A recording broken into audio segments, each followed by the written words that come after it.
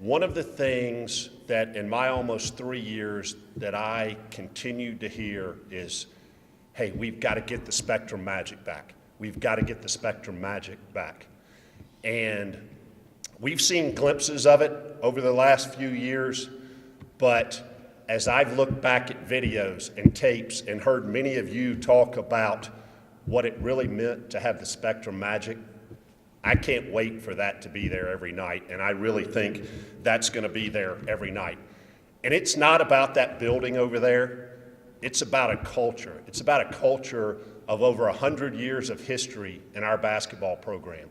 It's about over 1,600 wins. It's about 20 NCAA tournament appearances, 9 NCAA tournament or NIT tournament appearances, 16 conference championships, 28 All-Americans, and 6 Player of the Year winners in our various conferences. That's what the Spectrum Magic is about, and I believe that we have found the person to take us there, not in peaks and valleys, not once every 5 or 6 years, but to get the consistency of the Spectrum Magic back again. So as we started this process, there were several characteristics that were really key as we looked at potential candidates. High character, high energy, charisma. And you may say, well, how do you define charisma? I don't know that you can truly define charisma, but when you meet people that have it, you know it. And there was an instant chemistry with Craig Smith in the interview last week, in the in-person interview last week. Also, obviously, beyond those personal characteristics, there's got to be basketball knowledge. So somebody who's a proven recruiter, who has gone out and found talent, and not only finding talent, but developing talent. Player development is so key. So from the time a young man steps into our program to the day he leaves, how much better has he gotten? Has he been challenged in the weight room, on the court, various places? And ultimately, are they a team player? Is it about, and it is going to be, about the Utah State across the front of the jersey, not the name across the back of the jersey, because we're all in this together. This university, this institution is greater than any one individual. It's about Utah State, and he totally understands that. So as I talk to people all over the country, people with great basketball IQ that I trust, this guy's name kept coming up. So as we literally went coast to coast, talked to a bunch of people, Craig Smith is the name that kept coming up. So I'm going to divert for just a minute from basketball and read you an email I got yesterday. And I promise you, over the last 3 weeks, boy, I've gotten plenty of advice, good and bad, about what I should do or what we need to do or what I didn't do. But, and believe me, I read every one of those emails. But here's one that I got yesterday that goes beyond the basketball components that if you'll pardon me for just a minute, I want to read this to you. This is from a Rick Willemson from the booming metropolis, and I had to actually get out my map to see where this is, from the booming metropolis of T, South Dakota. Yes, that's spelled like iced tea, South Dakota. Mr. Hartwell, good afternoon. My name is Rick Willemson. I'm a middle school teacher and high school basketball coach from T, South Dakota, about an hour from USD. I just wanted to let you know that your hire of Coach Smith will be one that your fans and student athletes will love. I've only talked to Craig 2 or 3 times, but the impact that he has on people, his team, and the community is amazing. Last year, Craig was watching his son at a basketball tournament in Sioux Falls, South Dakota, and my son was playing in the tournament as well. My 12-year-old son, being a huge USD Coyote fan, was excited to see Coach and took a picture of him. And when Craig saw him do this, he waited a few minutes, and then he crept up upon my son and asked if he wanted to take a picture with him. Craig then visited with my son for a few minutes about basketball, school, etc., that totally blew my son away. And a few months later, my son received a package from USD Basketball with a t-shirt and a handwritten note thanking him for visiting with him and being a supporter of the Coyotes. Our family has been even bigger fans since that day. This is the kind of guy that you are getting. I think USU will be getting a family of fans from South Dakota, as well as other Coyote followers. Time for us to buy some Aggie gear. Thanks for your time, Rick Williamson. So that is just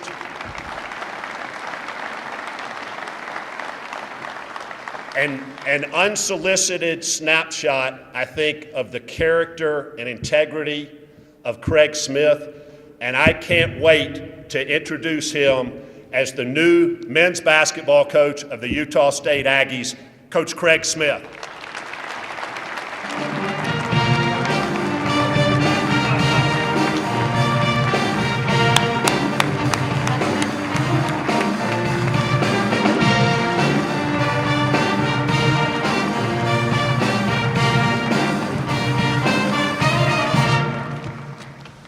Wow, this is awesome. Hey, let's give a round of applause to our pep band here. Dude, big time. My son Carson. Carson, raise your hand. Raise your hand, yeah. Carson just is learning how to play the trumpet, so you can imagine, yeah. So you can imagine what our house is like at night, you know. Carson, go outside so we can concentrate what's going on. But what a great day, what a great turnout. Thanks everybody for showing up. You know, I've been in this business for a long time, 22 years, and been fortunate enough to coach at every level. NEI, D2, low major, mid-major, high major, and been a head coach, been an ops guy, and everything in between. You know, when you're coach at the lower levels, you're an assistant coach, you're a custodian, you're the SID, you're the you name it, you do it. And so, you know, what really attracted me to Utah State, quite frankly, was about 8-9 years ago. I was an assistant coach at Colorado State. And of course, Utah State was in the WAC at the time, and we were in the Mountain West. And you might have to have some earplugs because I talk loud. I could probably do without the microphone, quite frankly. But I just remember scouting UNLV and New Mexico and some different teams that played, you know, at the Smith Spectrum. I kind of like that name. It's got a good ring to it, by the way. It's kind of fitting. My wife got some text messages this morning from her family, and she's got a lot of family. Darcy's the second youngest of 10. So that means she's the youngest, most spoiled. Some of you guys can relate. I'm the oldest of 5, so, you know, got to pave the way, right? Most responsibility, all that stuff. But what impressed me immediately, I'm a history major, and I remember where you were, where you are, and where we're going.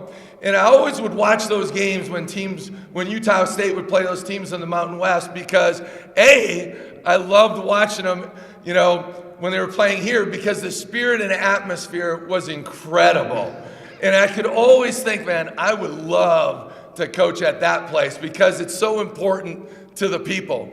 And so that's when, quite frankly, Utah State was introduced to me, you know, 8-9 years ago. And so going through this whole process, it's been amazing. I am so pumped to be the 19th men's basketball coach at Utah State University. You know, you go through this process, and it's been tremendous. You know, I've always believed at every stop I've been, you can have success, and it all starts at the top. And certainly our leadership at the top with President Cockett and John is just tremendous. And, you know, as some of you guys saw ahead of time, we flew in here on Sunday. And when we sat down and had lunch, it was just an instant connection. And it just felt like family. And I'm a huge family guy. Obviously, my wife is. And I've learned through this process, so are they. And it's just so important to me and to our family to feel like we're a part of it. And we're all in this thing together. And so this process has been amazing. Like John said, when we met in person last week, there was an instant connection. I mean, we were in that interview for I don't know how long, but it literally felt like 15 minutes. I mean, I walked out that door and I called my wife and I said, I can't explain it, but you just know it when you know it. and I hope like crazy I get a phone call back, to see this thing going further. So when you have that kind of leadership, though, it's amazing what you can truly accomplish. And so for that, I really appreciate everything. Their visions are certainly aligned with mine. And, when John and I were really talking and going back and forth, it was like he was taking the words right out of my mouth, and I can't speak exactly for him, but I think there was some yin and yang there going back and forth, especially when we were talking about player personnel, right? Kind of an inside joke. We'll elaborate on that later when the kids aren't around. Before I get going crazy here, I do want to bring my family up here real quick. Darcy, come on up. All you kids, come on up. Yeah. You guys want to talk? You're good? All right, let's get you guys over here. Front and center. So this is my wife, Darcy. Been married for almost 23 years, and most guys can relate. It's been really long for her, very quick for me. But she's the rock, and we've had, I don't know how many stops along this journey, and she's the most amazing person I've ever met, and so supportive of everything. And when this first became a possibility, he's like, well, if you feel like it's right, let's roll. And so she's just been incredible. Then we got, I'll go oldest to youngest. We got Landon. Landon's a junior in high school. He's taken. He's got a girlfriend already, so all you high school, just stay away. You guys too. Smartest, Darcy's obviously the smartest in the family, but Landon's a very close second. Then we got Brady right here. Brady's an 8th grader, and that's about as big a smile as you're going to get out of Brady. In South Dakota, you get to drive when you're 14. So he's 15. So what is it in Utah, 16? Like most states with, sanity. So we got to see how this transition goes. Can he drive or not? I don't know. He's going to probably try to keep that South Dakota driver's license as long as he can. And then we got Carson over here. Yeah, now Carson's got a big smile all the time, and we know he's the trumpet player and just kind of a natural guy.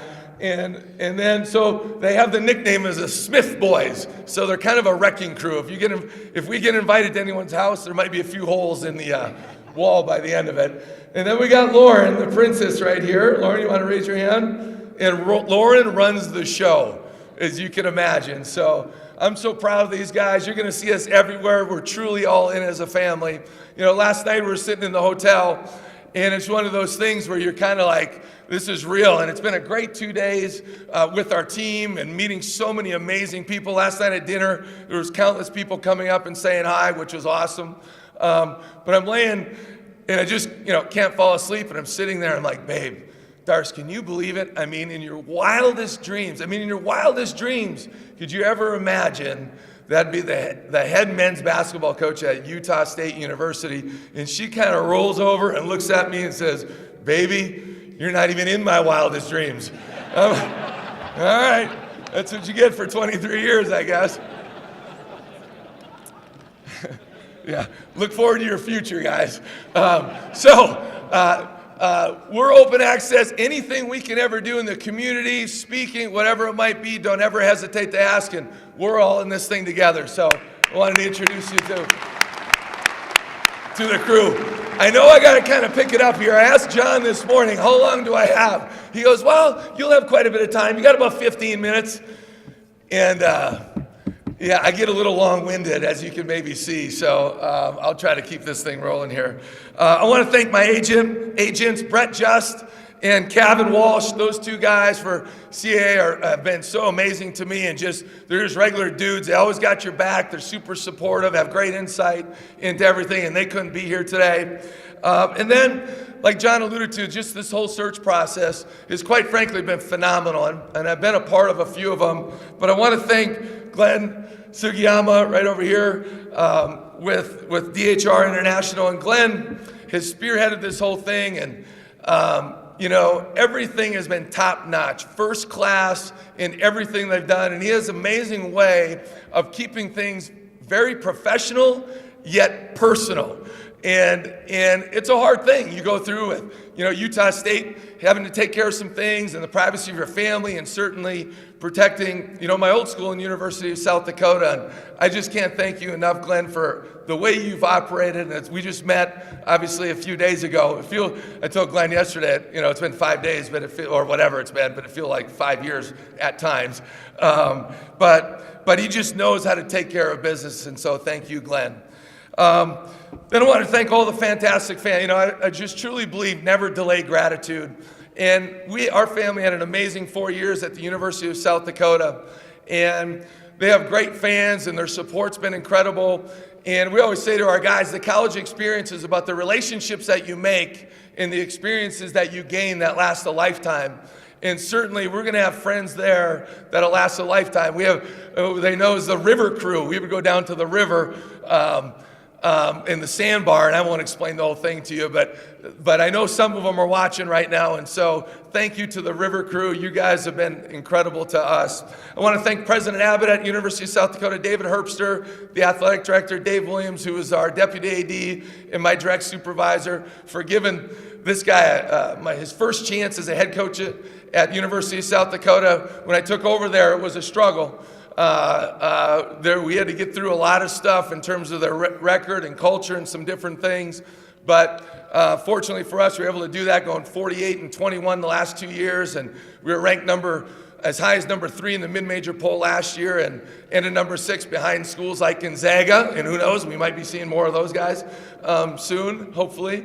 Behind St. Mary's. And just, you coach for as long as I have, you run into some special teams, and I can't speak highly enough to the players that were in our program, and that's a tough deal because a big reason a lot of those guys came was because of me and our coaching staff, and to walk away from them, I just can't thank them enough for everything they gave. And I like to use the phrase, I would dive on a grenade for that guy. And I think I would do that for that team, and I think they would do it likewise. And we're going to get the same thing going here at Utah State. And I'd like to thank our staff there. We're a big part of obviously winning is your staff. And we were very fortunate to hire a great staff. Austin Hansen and Eric Peterson and Gamli Ahalegba and Rick Karius, and all those guys were with us the duration. And you know how it is in athletics. What do they say? You're either coming or you're going a lot of times. And our staff was with us all 4 years and had great families, and the sacrifice that they had to help us get to the top was tremendous. So thank you to our staff. And then towards the end here, I always thought it would take a special situation. Not always thought, I always knew it would take a special situation for me to leave the University of South Dakota, and I've certainly found it here at Utah State, where we have the leadership like I talked about, and where I know we have the resources in place to be a major force in a great conference in the Mountain West. And that's my expectation. I don't do well with excuses. Obviously, you heard John talk about winning, and he's made that crystal clear to me. And that's what you want, right? You want to have, pressure is a privilege. And so you want to work for people that have high expectations, right? You want to coach guys that have incredible expectations for themselves and their players. And I have tremendous expectations for Utah State men's basketball, and I will work my hands to the bone to get this program back where it belongs, and that's on top of the Mountain West Conference.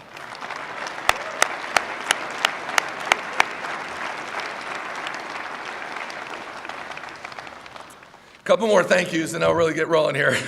Am I close to 15 minutes? All right. I want to thank Coach Derriere. I always screw up. Coach Derriere, thank you. I always confuse this. I'm not real smart. I graduated number 2 in my class, though.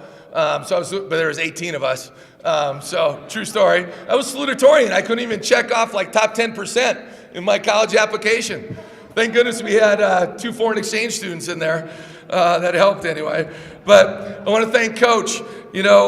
His effort in all the years that he's put in here is more appreciated than he can possibly imagine. He's a tremendous person, and I can't thank him enough for his support. Tim Miles is my mentor. Sometimes I kind of don't always just throw that out there, Coach Miles, but he's like the big brother. He's the youngest of 5. As I told you, I'm the oldest of 5. He's kind of my big brother I never had, and I'm the little brother he never had. Some of you know, he's the head coach at the University of Nebraska. But I worked with him when he was an NEI guy, and I drove my own car, never claimed a meal receipt. You'll hear more of that stuff later on, but he's just been so tremendous, teaching me how to be a professional and how the business works, and I just can't thank Coach Miles enough. Mike Moore was my first AD I ever worked with, the first guy that ever hired me as a head coach at Mayville State University.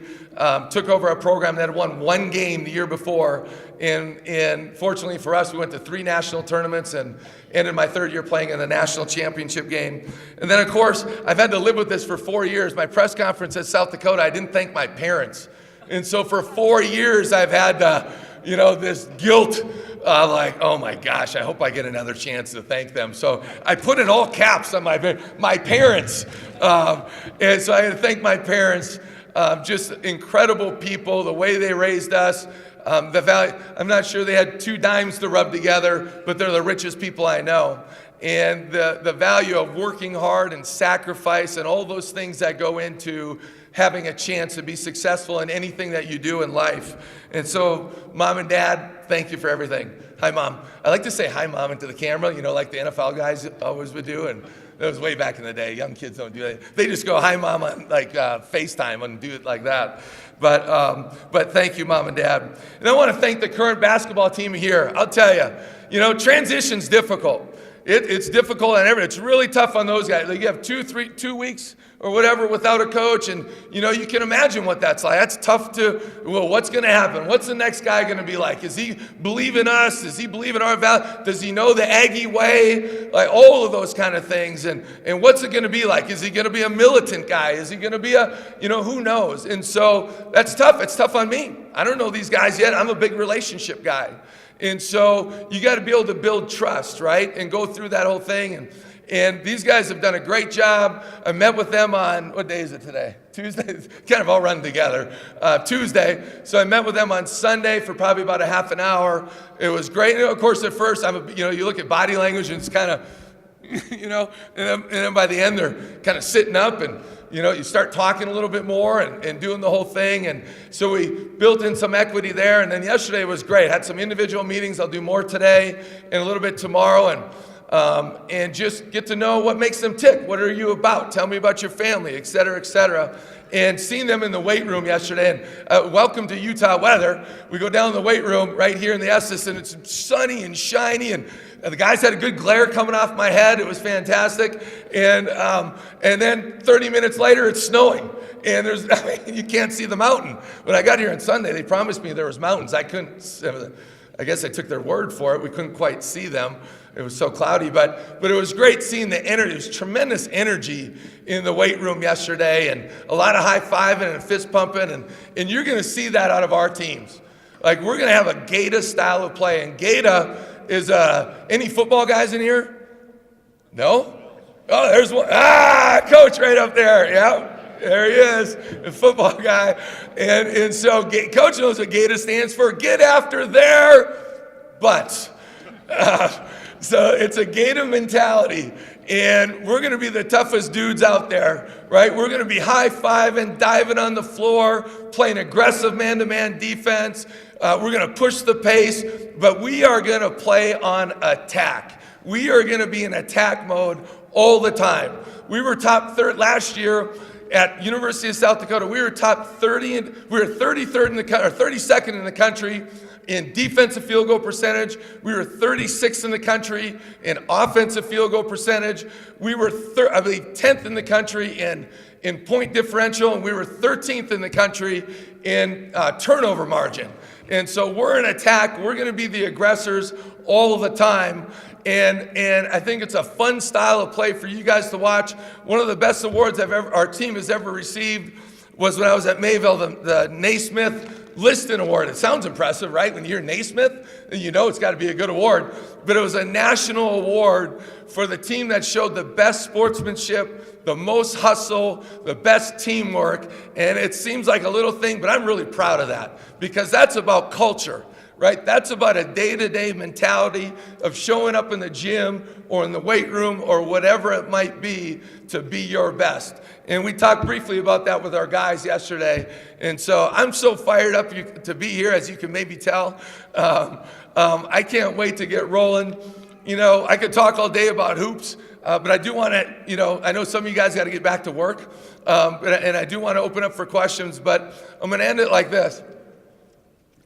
I got to get used to this altitude. Like, my lips are constantly dry, you know, and so I like to work out. I'm going to climb these.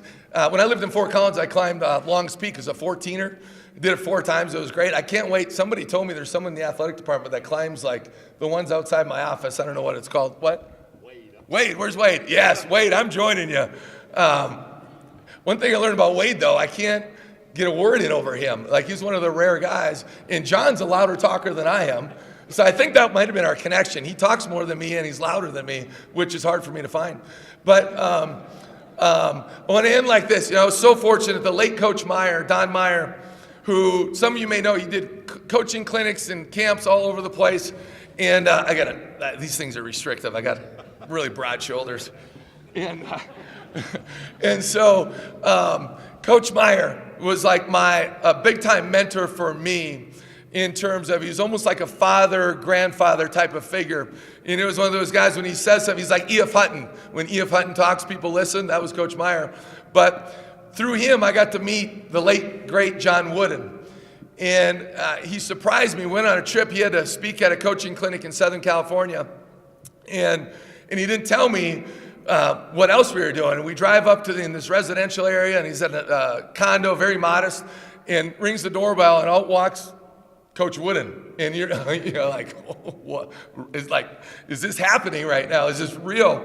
And we spend a whole day with Coach. And I can tell you so many stories about that day. I was a 32-year-old, just got done with my first year as a head coach. And you coach for so many reasons. Certainly, I love the competition. Bring on the competition is my motto. But spent the day with him, and he had this old cell phone, probably as wide as this podium, and like this tall, and you could hear every voicemail. So Bill Walton was calling, Swen Nader, the late Pat Summitt. I could go on, and you heard every voicemail. And all these former players would end it by saying, "I love you, Coach."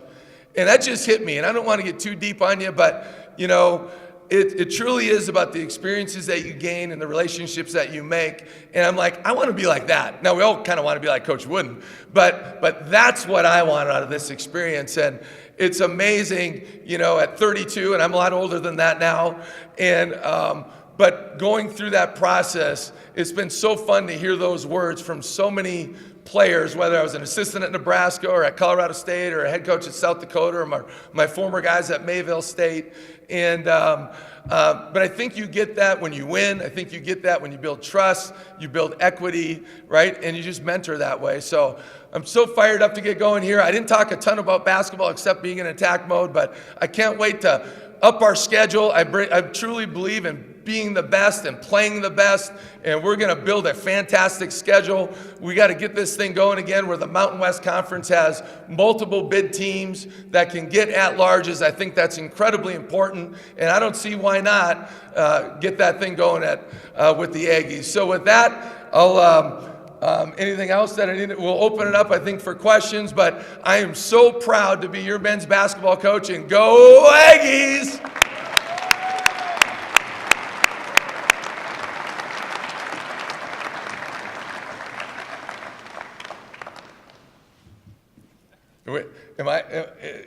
Are we just opening this thing up, or are we? Any questions? Is that right? If not, I'll keep talking. We can keep talking all day. I can tell Coach here, I used to be a DN. I was in the 4-3, and I could really get in stance and fire off around that right edge. No, I was on the left edge. That's where the best pass rushers are. Oh, no, it's the right edge, isn't it? Yes. Your family one more time, because family, this is a family culture, and that family is going to make you successful there. So would you introduce them one more time? Absolutely, I'd be proud to. We'll start with my beautiful wife, Darcy. As you know, I'm a heck of a recruiter. Stand on up, Darcy. Yep, Darcy. All right, Lauren. Come on up, Lauren. Carson. Look at that smile. Brady, look at that smile. And Landon, let's give him one more round. Thank you. Thank you. Yes? You assembled your staff yet? I knew that was coming. That's why I didn't talk about my staff yet, because I knew so. I have not yet, and that's a great credit, and that's one of the most important things certainly that we can do. It's been great, the interest. I mean, I got, let's just look here. I currently have 292 text messages. You can zoom in there if you don't believe me. And I got a bajillion tweets and direct messages, and there's been great interest. And certainly the Aggie Way and Utah State men's basketball has got a great reputation. I think, I don't want to sound conceited, but I think I have a good reputation in the business, and I'm excited at the opportunity. Certainly, the administration has really stepped forward in a major, major way, and to fund success. And we don't need to have the most in the world, but we got to have enough to be very successful. And we've really stepped it up from that respect. And so we're going to have hire a tremendous staff. I'm not just going to go out and hire guys, just to get them in and now we go. And so we're going to certainly, we could hire some guys maybe later today. Could be tomorrow, could be 2 weeks from now, right? We're going to do our due diligence to make sure that we get the best coaching staff, the best support personnel that's going to represent our community and our people the right way. And be able to obviously get I think a big thing in any walk of life is you got to be able to get a response. So you got to find the right people out there that know how to motivate guys, that can touch people and get into our community, into our community and represent all of us the right way and have the same values and beliefs that we do, certainly in our community and in our program. What else? Yes? How many guys are going to sign That's another good question. I would say, it just depends. There's always turnover and transition. We're still figuring all that stuff out, but I would say for sure 3 to 4 is what we'll have available in terms of scholarship. In Division I, you have 13 full rides, right? And you can't divide them up. And so we'll just see. But it's got to be the right pick. I'm incredibly picky in a lot of different ways. And so I'm over the top when it comes to recruiting. I'm going to recruit guys that my kids can be proud of, right? And my family, my wife, and obviously John and President, and that you got people as fans can be incredibly proud of. And they're never perfect, right? We all make mistakes. I make a million of them a day. But we're going to get the right guys that are going to play our way, right? And that's aggressive, that are very skilled. I love skilled guys. Our style of play, like I said, in terms of being in attack mode, I'm so big into skill development. John, I'm really over the top with that stuff because, for us, when we bring in a freshman and you see him as a sophomore, you're going to say, wow, that kid got better over the summer. And then you're going to see him again as a junior and you say, oh, that guy got better that next year. This year at South Dakota, and we're going to do it in a lot of different ways. We've been very successful with some Division I transfers, even grad transfers, depending on, but certainly high school, that's how we've really built our programs, all the way through. But this year we had a first-team All-League guy that was a Division I transfer. We went to Air Force, right? He had one scholarship offer out of high school, one, right? And that was at Air Force. And he transferred us, 2-time first-team All-League guy. Very good player. Then we had another guy who was a junior college transfer with 3 years of play, and you guys are probably from North Idaho Community College. And he was a second-team All-League guy this year as a junior, right? And then another kid, Tyler Hegner, was a high school kid that hardly played as a freshman, played a little more as a sophomore, All-League guy as a junior. Just kept developing, right? And then another kid that was on the honorable mention All-Conference as a high school sophomore, started every game as a sophomore. So, we really believe in skill development and seeing that fruition pay off eventually and putting our guys in a position to have great success. Are you a mixture of Utah and high school kids? Just depend on all 3 of them, did you say? Utah high school transfer or whatever? Yes. I just don't know. Certainly we're targeting certain guys, and we're going to take the guys that and we want to certainly be good right away next year. But the idea too is, when you take shortcuts, you get cut short, right? So we're building a program here, certainly for next year, but to have sustained, like John alluded to have sustained success where every single year you can pencil us towards the top, right? And always have a chance to win the Mountain West Championship. Well, right here. Obviously, you mentioned, you want to strengthen the schedule, play tough teams. Are you interested in, doing 2-for-1s with, high major schools, or just strictly home and homes, or, how do you plan on doing that? That's a great question. And I'm using, I don't want you, I use South Dakota as a little bit of a reference point, but so in my 4 years at South Dakota, we've played, like this past year, we played at UCLA, lost by 3, played at TCU, right? Lost by 5, had a wide open 3 to tie it with 13 seconds to go, miss, foul, right? You know how that goes. Played at Duke, right? We scored 50, and I'm not into moral victories. So trust me, I'm not sitting there saying I don't do well with moral victories and losing, period. But I believe you build it brick by brick and have a process. So Duke, we're scheduled to play another big time school next year. I can't say it right now because it's not been released yet. We played at Gonzaga last year. I know we had a good game with Gonzaga, I believe this year, right? And I think it was tied with 8 minutes to go or whatever, and we just couldn't quite, get over the hump. And we got to learn we got to just do better finishing with a flourish. And then we played a million, Iowa, Nebraska, Minnesota, blah, blah, blah, blah, blah. And so I'm open to all that stuff. Certainly, most high majors aren't going to come, they don't need to. They're not going to come and play a true road game. It's just rare and rare to find. Now, that being said, how did the NCAA committee decide who was going to make the NCAA tournament this year, right? It was all quadrant 1 wins, maybe a few, but the big thing was how many quadrant 1 wins did those schools get? So, I think those schools, a lot of times, they're probably going to have to really look in the mirror and say, okay, how are we going to truly look to schedule? Certainly when you go on the road and you win, you get even more value for that. So maybe more teams will do that.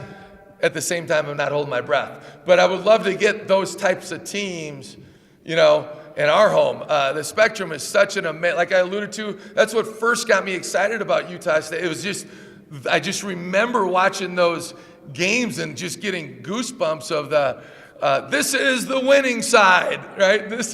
I suck at singing, so I can't go crazy with it, but it is so, I love that, or when they're jumping up and down and doing the whole, and I got to tell you, when we walked in and I saw the spectrum for the first time, I love the colored chairs, and so, but what I truly, because this tells me a lot about our administration too, the ability to put our student body, the herd, I can't wait to go running up into the herd, and hopefully it's a mosh pit. And I'll start at the top and we're going to body surf all the way down, hopefully. Can you guys make that happen? Huh? Can we make that happen? Yeah, I like this guy right here. Hey, stand up. Yeah. He was hoping I'd call him out. So I can't wait for our administration to say, you know what? You guys are so important to our sustained success, and putting them at I would say the 50-yard line. I love football. Putting them at half court. I mean, those are primetime seats, and saying, hey, this is how important you are to us, and then having them all the way around the corner like that gave me goosebumps when I saw that. So what was the question again? What else? There's got to be more. You guys are sick of me already. Any other questions? Yes. We started to at the end of our. They like the outdoors, and so how about this? The first time we climbed the mountains we're from Minnesota, so we're flatlanders, and the first time we go up in the mountains, I was a little like, okay, what do we do if we see a snake? Right? What do we do if we see a bear? Are we supposed to run or play dead? So literally the first time, I don't know if you remember this, Landon and Brady, I think I just brought you two the first time, it was just the three of us, and I'm not even kidding. So we go out, I like a little adventure, and we go off kind of the path a little bit, and we're on this big rock, and literally out of nowhere, this snake just starts coming right at Landon. And I'm like, and so what the locals told us is if you see a snake, you just jump and stop, right? You just get in a stance and you stop. So the snake comes right out and Landon just jumps, stops. And he's in a defensive snap, and the snake comes right to him and then veered off the other way. But you know how it is sometimes as a parent, it's just that you think it's in one ear out the other, but that certainly got their attention. And I can tell you another story. Well, I could talk a lot of stories, but Darcy was pregnant with Lauren, and it was like one of our last, she's like, would you get this thing done? If I was sitting by her, she'd be doing this to me, like, shut up. But we were down on the beach, and we had to go through these, I don't know what you call it, there's like a lot of sage stuff on the foothills, and we always were safe going on the main, the little wider trails. Well, when mama has to go to the bathroom and you're 8 months pregnant, there's, safety kind of goes out the window. It's just the quickest way, right? Which, from A to B. And so we start going on these back trails, and I'm so, normally I always lead the way, and Brady, raise your hand.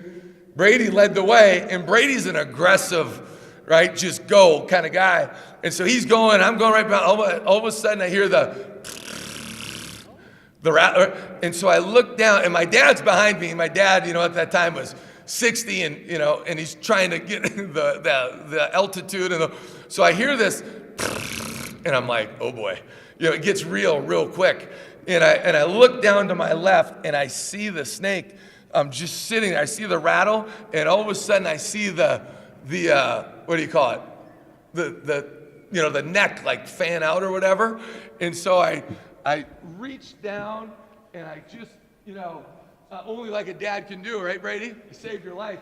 And, and I reached down, and I just, with left hand too, and boom, popped it, and the snake just shot at him. And I turned, and I'm like, Dad, run! And we just ran as fast as we possibly could. And I'm so thankful my dad didn't fall and just tumbled down the mountain. So, we just started mountain biking late, but we're going to get this thing rolling that way. Well, thank you guys for, Very, very, but when it comes, and I talk about recruiting all day, and we did a lot of that in the interview, but I truly believe it's an inside-out philosophy, right? You had a great talk with some of the guys yesterday that are from locally, and there's just so much pride, right? And one of the guys in particular was talking about how he remembers growing up and seeing our crowds and that whole thing. And so, I have good relationships with a lot of the right people, when it comes to recruiting locally, and then you branch out to get guys that are going to fit you that way. But that'll be a high priority for us. Yes.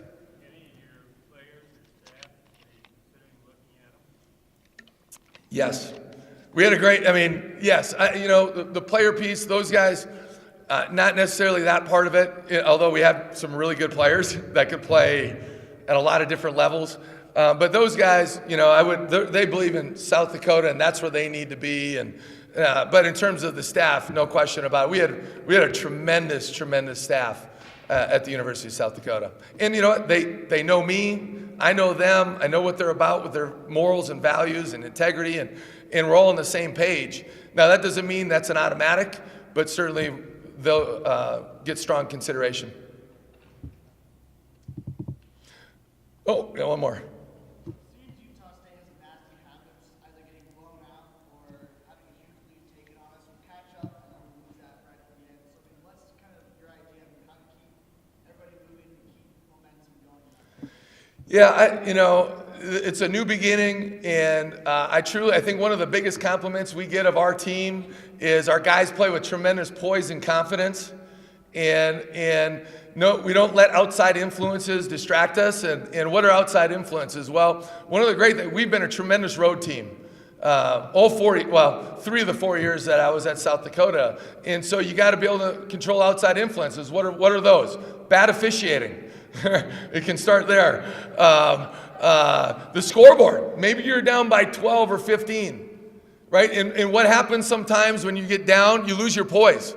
And all of a sudden you think you got to make a 15-point play, right? No, you just chip away. We always say, you're not going to chop down the tree with one big flying, right, chop. You got to chip, boom, boom, boom, boom. And you just got to grind that thing out. And so it's literally, I know it's cliche-ish, but it's literally every possession. But poise and confidence, and players having confidence. And how do you define that? I'm not sure there's an exact formula, but I know what really helps is building trust, right? They know that you got their back. And that doesn't mean you kiss their, like, it's discipline, right? It's toughness, it's being real. But when you can do that when they believe in you. You can do that more so when you know, like, hey, I got your back, right? And so, so you got to play with great poise and confidence. You got to control outside influences. You know, whether you're up 12 or down 12, you play the same. You know, unless there's 2 minutes left and you're up 12, like you might want to milk the clock a little bit, right? But I'm a big situation guy. Like we work on late game situations a lot because at our level, so many games come down to 3 or 4 possessions, right? So many games at our level are, you know, 2 to 8 point games. So that's a 3 or 4 possession game at the end of the day. And all those things are critical. We do special teams. I told you I love football. We do special teams, and I won't go into the details of all that, but we chart that out every game. And when we can win the special teams, we get fouled a lot. Like last year, or not this past season, but 2 years ago, at the end of the regular season, we were number 6 in the country. 351 Division I teams in men's basketball. We were number 6 in the country in free throws attempted. Right? This year, I believe we ended in the top 40 in free throws made. So what does that do when you get fouled a lot? It's a lot harder for the opponent to go on big runs because you're constantly getting to the line and you make them and you can slow down those kind of things. So, and part of that, how do we get fouled? Well, we're in attack mode a lot, right? We create a lot of turnovers. So, with that, guys, I can't thank you enough. We are so fired up, my family and I, to be an Aggie, and anything I can ever do in the community, please let me know. I'm a very passionate guy, and I just can't wait to get rolling. Go Aggies!